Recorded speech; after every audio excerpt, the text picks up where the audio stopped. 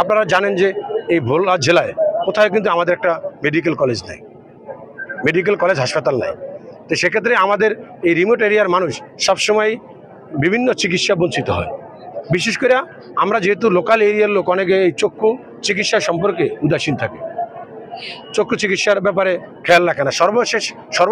শেষ বয়সে এসে দেখা যায় তারা একেবারে তার চক্ষু নাই, অন্ধ হয়ে গেছে, সানি একবারে আর এটা পরীক্ষা শেষ করার মতো কোনো রাস্তা থাকে না। তো এই উদ্যোগ আমি অনেকে আমার পাশাপাশি দেখেছি, অনেক মানুষ এই ধরনের রোগে ভুগছে, সেখান থেকে আমি এই উদ্যোগ নিয়েছি, মানুষ যাতে উপকৃত হয়।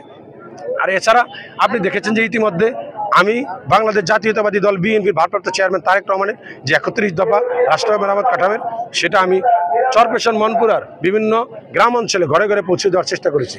তো এই 31 দফা শুধু পৌঁছে দিলে হবে না, 31 দফা বাস্তবায়নের লক্ষ্যে আমাদেরকে কাজ করতে হবে। 31 দফার যে 26 দফা রয়েছে, 26 নম্বরের যে দফাটা, সেখানে রয়েছে সবার জন্য স্বাস্থ্য, সার্বজনীন স্বাস্থ্য এবং শিক্ষায় কখনো সংস্কার, কখনো পিআর নির্বাচন বানচালের চেষ্টা করছে। আমি মনে করি আমাদের এই ভালো কাজগুলোর মাধ্যমে মানুষ আমাদের পাশে থাকবে। আগামী দিনে রাষ্ট্র পরিচালনায় তারেক রহমানের নেতৃত্বে একটি জনকল্যাণকর রাষ্ট্র প্রতিষ্ঠিত হবে। কোনো রেড সিগন্যাল, গ্রিন সিগন্যাল, কারো কোনো সিগন্যালের কোনো সুপারিশে বিএনপি ক্ষমতা আসতে চায় না। 18 কোটি মানুষের সিগন্যাল নিয়ে আগামী দিনে তারেক রহমানের নেতৃত্বে বাংলাদেশ সরকার গঠন করবে এবং যেখানে একটি কল্যাণকর রাষ্ট্র মানুষ দেখবে ইনশাল্লাহ।